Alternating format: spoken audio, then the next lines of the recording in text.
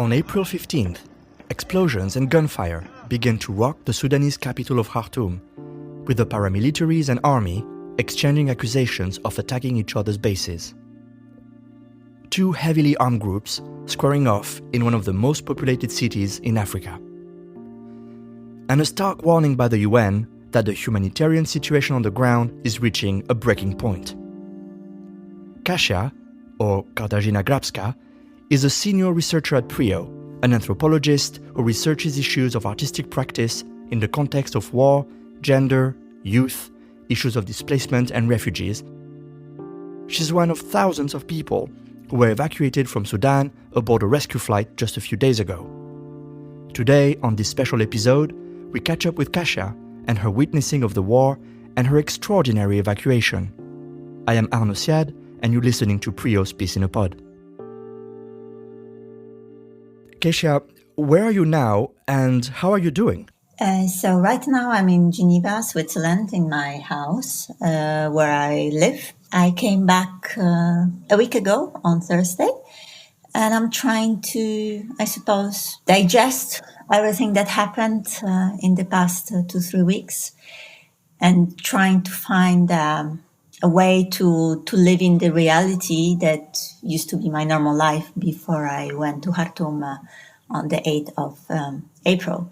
So it's not an easy process because for me, this being in Khartoum during that time, it wasn't just a work trip that I was doing, but it's a place that in many ways represents a home and a long-lived research and work and personal commitment. And that home you talk about became a war zone in which you had to spend quite a bit of time. Tell us what it was like and what was happening on the ground. So I came to Khartoum for the research with PRIO, Inspire Research Project, on the 8th of April. And the first few days were very calm, normal situation. I was doing my research with artists that I work with, visiting also friends, people that I've known for many years. And then all of a sudden, on the 15th of April, it was a Saturday morning. We were sitting in the garden of my friend with whom I was staying in the middle of Khartoum, in the governmental area, residential area of Khartoum. We heard some shootings. We were just getting ready to go to a work that we've designed with the artists that we work with there in Khartoum. We heard the shootings and we thought, maybe this is just a student demonstration. There has been a lot of demonstrations and different types of protests going on since 2019. But then very quickly we've realized that the sporadic shooting turned into full-blown bombardments, planes that were throwing bombs, different types of explosions, and all of this was happening really around the house where we were. So there was a panic. We didn't know what was going on. We started getting messages from friends and from colleagues who kept saying, well, we can't do the open space, this atelier that we've planned with the artists. We had to cancel this. We can't go. We don't know what is happening, who is fighting whom. And then very quickly it became apparent that this was the Sudanese army clashing with the paramilitaries, the rapid support forces of General Hemeti. So we thought, okay, they are demonstrating their sort of masculine power and it will finish towards the end of the day.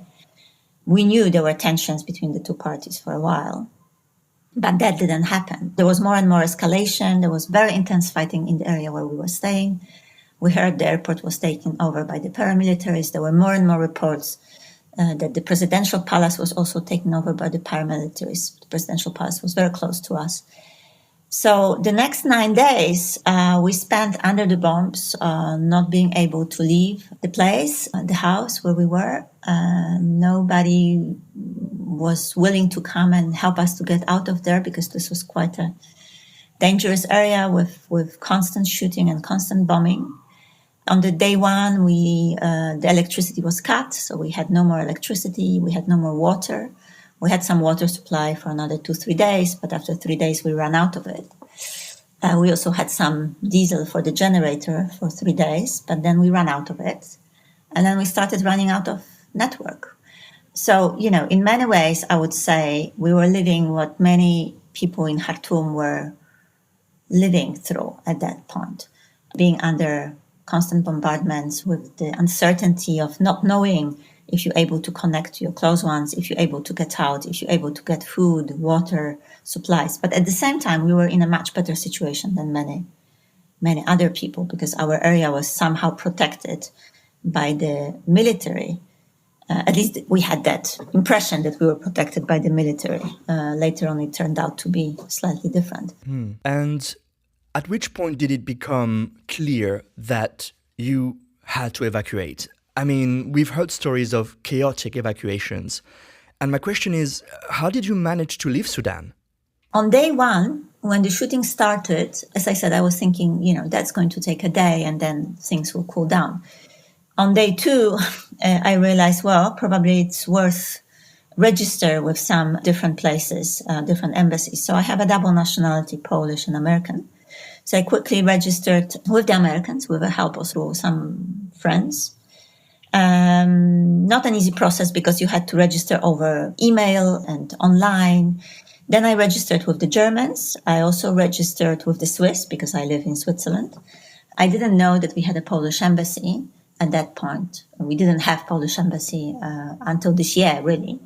But then I think the Swiss informed me that there was a Polish representation. So I got a number of them and then I registered with them. And I also registered with the French because working closely with the research center, with a French research center in Khartoum. So many of my colleagues, they are French and they all said, well, you have to register with us. So I was on all these different lists.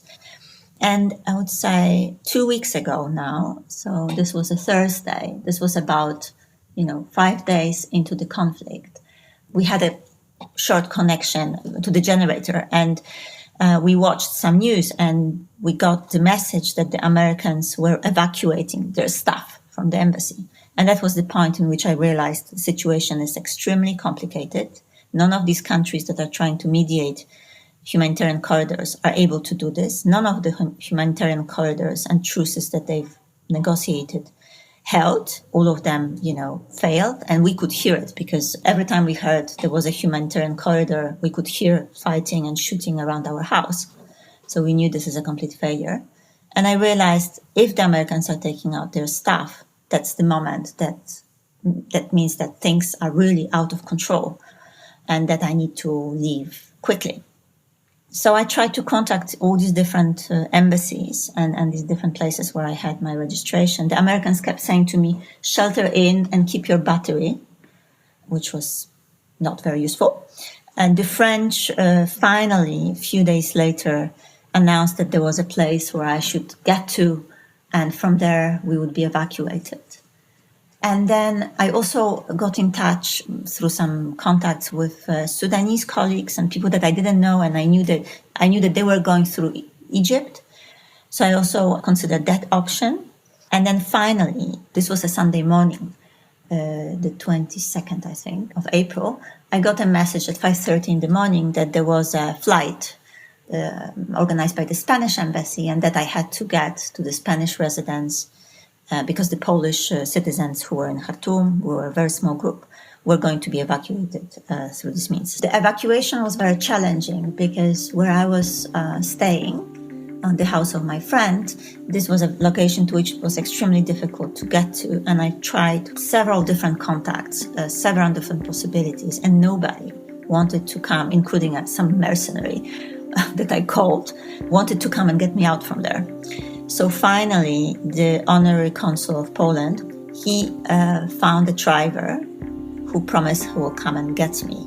So he was going to come on Sunday. So this was a very stressful situation. He finally came, but it turned out that I had to do part of the journey on foot, walking through all the different checkpoints with the military, paramilitaries. We didn't know if they would let us go.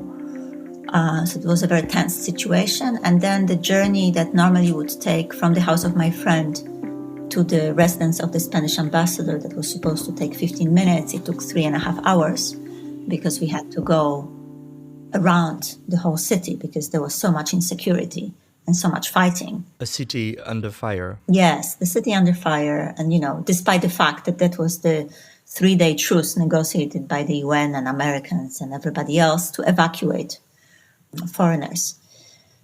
So finally we made it. This was a journey which I find quite emblematic in a sense, because at some point we picked up, we gave a ride to 3 women from South Sudan, from an ethnic group that I work with very closely in South Sudan, the Nuer. And it turned out that these women knew the family I lived with in South Sudan when I did my doctoral research there. So, there was also some beauty in this incredibly stressful situation. So yes, finally we got to the embassy, and then there was a convoy that was also very problematic. At the end of the day, when we waited, finally we left with a convoy to the military base outside of Khartoum, under the escort of the paramilitaries, and sort of going through several different checkpoints, being shot at, being stopped, also being asked if there are any Sudanese with us. We actually had quite a lot of Sudanese with us in the convoy. So it was a very clear politics of, not letting Sudanese leave the country, but only letting those who had foreign passports leave.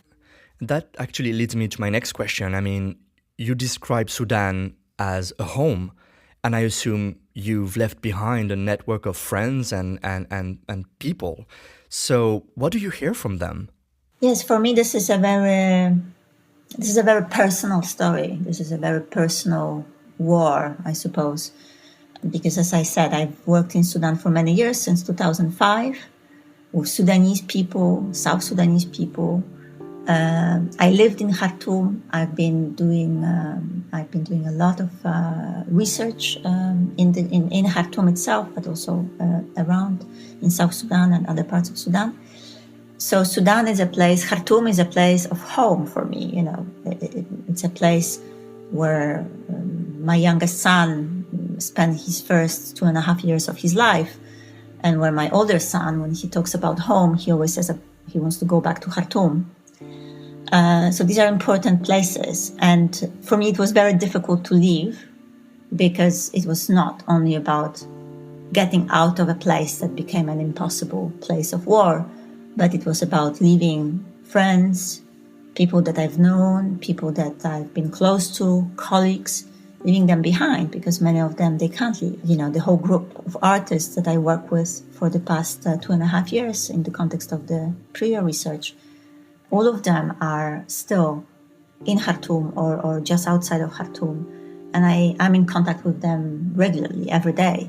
Some are doing well, some ended up in very difficult situations. Some of them we don't have contact with anymore because they probably run out of network, water, electricity, who knows.